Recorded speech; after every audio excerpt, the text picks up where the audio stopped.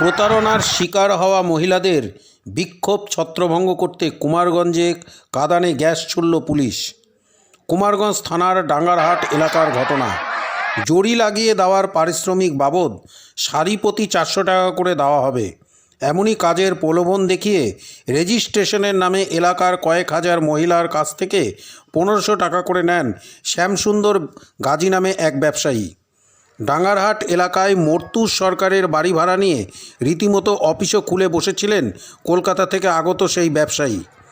মঙ্গলবার রাত থেকে ওই ব্যক্তি উধাও হয়ে গেলে এলাকায় উত্তেজনার সৃষ্টি হয়।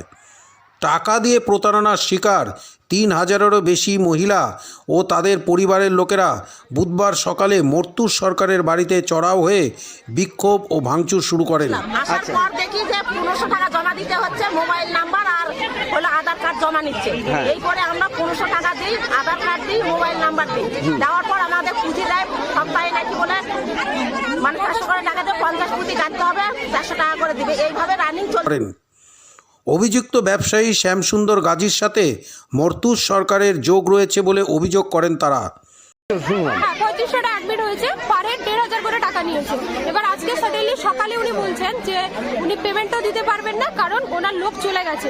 ইভেন বলতে গেলে আজকে যে মর্তুজ সরকার মানে যিনি ব্যবসাটা ডিল করেছিলেন, যে ব্যবসা এনেছে আমরা কিন্তু তাকে কেউ চিনি না, দেখিনি, আমরা জানিও না।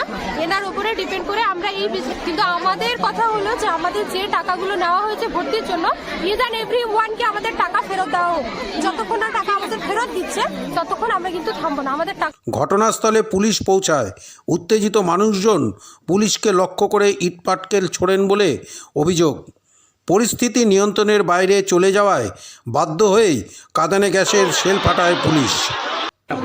এটাতে আমি যেটা বলবো স্যার, সেটা হচ্ছে কোম্পানির মালিক নিজে আসে, 2-3 দিন থাকে, কোনো সপ্তাহে 2বার আসে, কোনো সপ্তাহে 3বার আসে, এরকম রেগুলারভাবে যাতায়াত করে।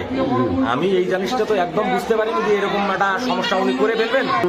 এবার কাল অবধি পেমেন্ট করেছে কলকাতার লোক। কি নাম?